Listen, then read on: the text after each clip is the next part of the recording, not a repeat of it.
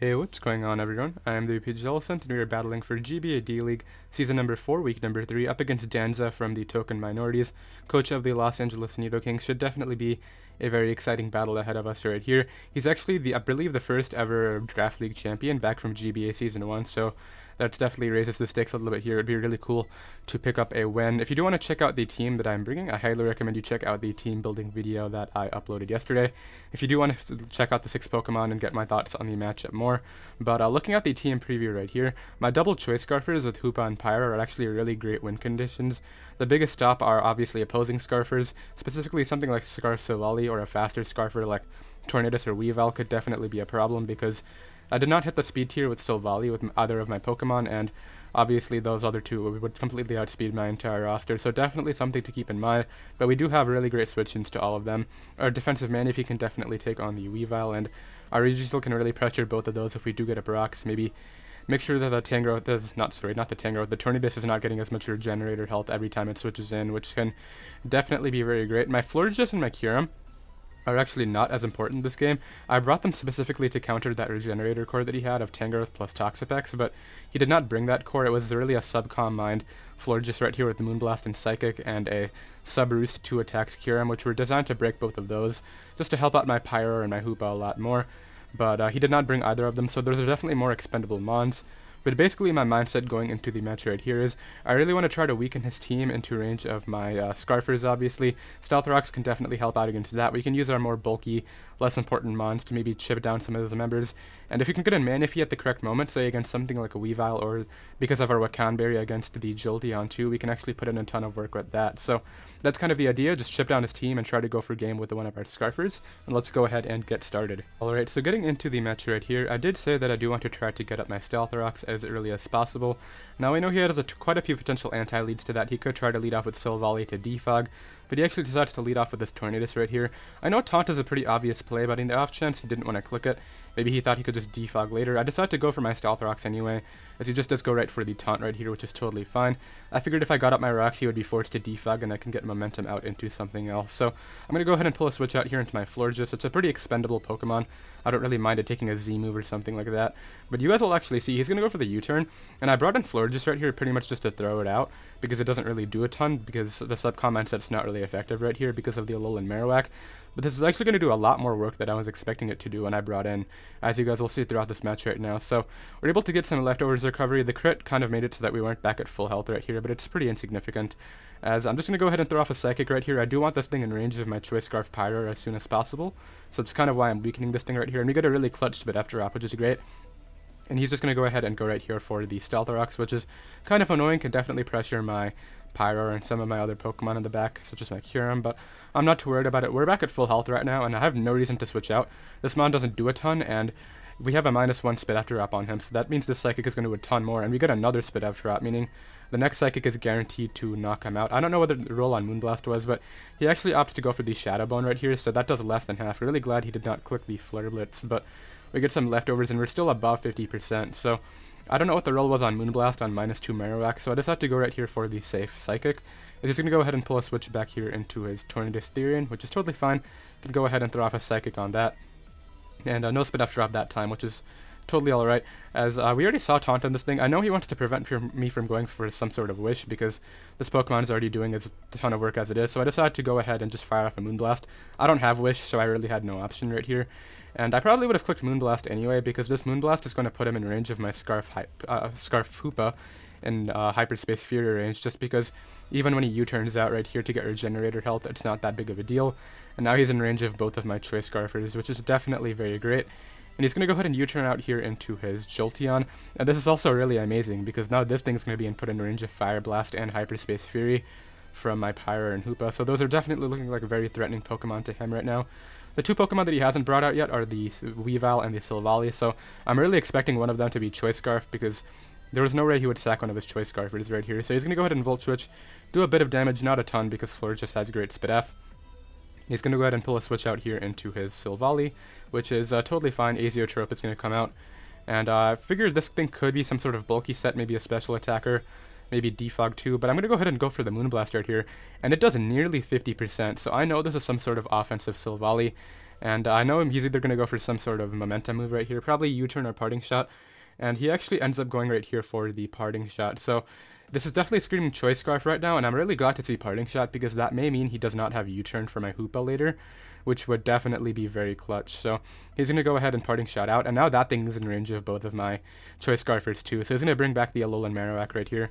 As I go right for the Moonblast, and as you guys will see, not clicking Psychic here was definitely a really big deal because 2 Psychics would have knocked this thing out.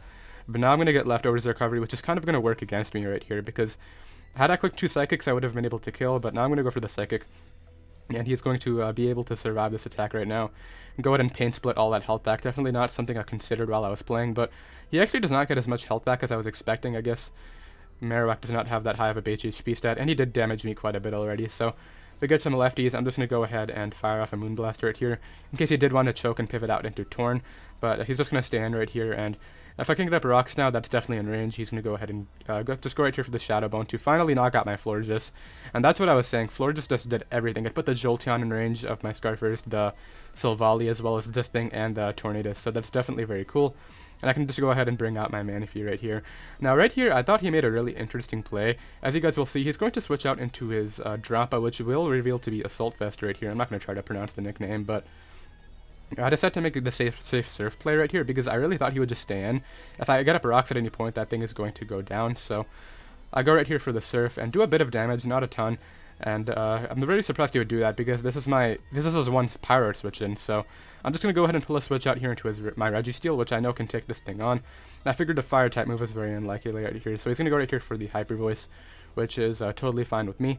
Do a bit of damage to me. It's actually really strong because Drampa is just has a really high special attack stat, so he's going to go ahead and switch out.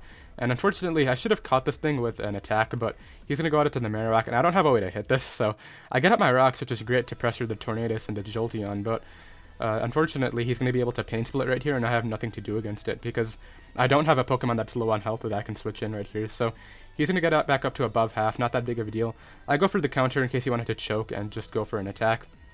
And at this point, just have to just go ahead and keep my Registeel in here. Go for the Iron Head, chip him down, put that thing back in Scarf Pyro range, which is definitely very great. As now he's going to go for the Flare Blitz right here and knock me out. So while I am down 6-4, I'm losing 2 Pokemon that are not very useful to me, and we still have all our win conditions alive, and a lot of his Pokemon are in range of them. So he's going to go ahead and take some recoil right here as I can bring out my Kyurem, which can definitely take this thing on, just knock it out with Earth Power. I figured he would just stand and hope I choke and go for Ice Beam, maybe try to Pain Split all his health back, but there was no way I would do that because I lived the hit from Torn anyway. So I go right here for the Earth Power, and I'm able to knock that thing out, which is definitely very clutch. As he's going to go ahead and respond to this right here with his Weavile, and he actually did not bring the Glade, so we still have our Choppleberry intact right here. And he's going to take rocks damage, and I can actually Earth Power this thing into range of my Scarfers too, no matter what. So he's going to go right here for the Low Kick. Since he didn't break my Choppleberry with any other Pokemon, we're going to be able to eat this hit off. It would have knocked me out without the berry, but we're able to go ahead and just fire off an Earth Power and put this Weavile in range of the Stealth Rocks, which is definitely very nice. And that's really amazing. He's going to be able to knock me out right here with another Low Kick, but my Hoopa Unbound is about to go on. If it's not Scarf Silvally, if it is Scarf Silvally, I probably lose, because it's going to be able to get U-turn momentum and pretty much just get him into whatever Pokemon he wants. But I'm able to go right here into my Scarf Hoopa, and pretty much if it's not Scarf Silvally, I win the game right here, because I go for the Hyperspace Fury, and I'm able to knock this thing out. We already saw that all of his other Pokemon are not Choice Scarf, and even if it is Choice Scarf for Jolteon, it won't be able to knock me out with Signal Beam from this range. So we take a defense drop, and as you guys will see, we knock out the Weavile, and he's going to go directly into the Silvally, and it is a normal type, so it can run a different item. Now, I'm going to go ahead and pause it right here and explain this play a little bit. So if he does pack the U-turn in his Choice Scarf, if I switch out, and say I go into my Manaphy, combined with the U-turn damage and the Stealth Rocks, he can knock me out with a Jolteon through my Wakan Berry, and then I would have lost the match, because the combination of Pyro plus Hoopa cannot definitely 1v1 the rest of his team. I would be able to bring it down to a 1-0 if I just make the safe plays and bring in Hoopa to get kills every time, but unfortunately, as you guys will see right here, he is actually running the Choice Scarf Silvally with the U-turn, and I probably should have switched out and just packed the differential right there, brought it down to a 1-0, but now this is definitely a very uphill match. I still do have a chance to win if he chokes away health on his Drampa, and I am able to sweep with my Hyper Voice Pyro, but it's definitely not looking very good. He's going to go out into the Drampa right here, as I'm going to go ahead and pull a switch out here into my Manaphy. We already know this is Assault Vest. I know I can take any one hit, even a Draco Meteor, Energy Ball, any sort of thing like that. So we get in Manaphy right here, and I'm able to go ahead and go right here for the Tail Glow. And pretty much, I have to hope he chokes and stays in on the Ice Beam, and then I sweep with Scarf Pyro, just clicking Hyper Voice. So he goes right for the Energy Ball, and we're able to eat that hit up. I kind of wish we had the Rendo Berry over Wukong, but I'm able to go right here for the Ice Beam. He's not going to choke. He's going to switch out the Drampa to make sure that Scarf Pyro with Hyper Voice is not going to clean him up. He's going to go ahead and just sack off the Tornadus Therian right here. We're able to Ice Beam that thing, but at this point I have officially lost the match because he can just bring out the Jolteon to 1v1 me, and there's really not a ton I can do about it, because even with the Wukong Berry, you definitely die to any sort of electric type move at this range. So he's able to go right here for the Volt Switch and just knock me out, which is totally fine. And at least we got the kill on the Tornadus, so at worst we're losing 3-0 right here. Maybe my Pyro can crit through the Drampa and I can win, but even then, Assault Vest Drampa is super bulky, so he knocks out my Manaphy right there. And my last Pokemon here is Pyro. I obviously have to lock into Hyper Voice. He goes right out into the Drampa with no fear, knowing that it can take on my Pyro, especially because of Berserk. He doesn't even have to risk Draco misses. He can just get that special attack boost and knock me out with Hyper Voice. So I got here into my Pyro, which would have been able to win had he stayed in, and I just Ice Beamed it, but he's very good, and he's not going to go ahead and just choke this match away. So I'm able to Hyper Voice right here, do a bit, but he's going to get into range of the Berserk because he is below 50%.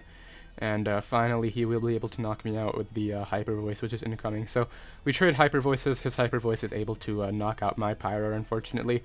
And while that match was a 3-0, I honestly felt as though it was a lot closer. It pretty much came down to the fact that he was Scarf Silvally with dual momentum. Very surprised to see both Parting Shot and U-Turn, but I guess U-Turn was a really viable option because Scarf Dark Spam from Hoopa was a very viable option against him. So GG to Danza right there. Unfortunately, we take another loss, but honestly, I'm kind of disappointed with how I played. I probably should have played a lot more offensively with my win conditions. Maybe kept my Florges around because the sub command could have actually done something late game, but it is what it is. He's going to go ahead and take the 3-0 victory. We fell to 0-3, so I think that puts us at the bottom of the league now, which is pretty terrible, but we'll try to bounce back next week against the Texas Rangers, coached by Randy. He actually made finals last season, so that should definitely be a very fun match to look forward to. I'm actually playing for it today, so that should definitely be very exciting. But yeah, if you guys did enjoy the match despite our loss, be sure to go ahead and hit that like button down below. If you are new and do want to follow the Elite Storms through the rest of the season, be sure to go ahead and subscribe, and I'll see you guys next time. Later.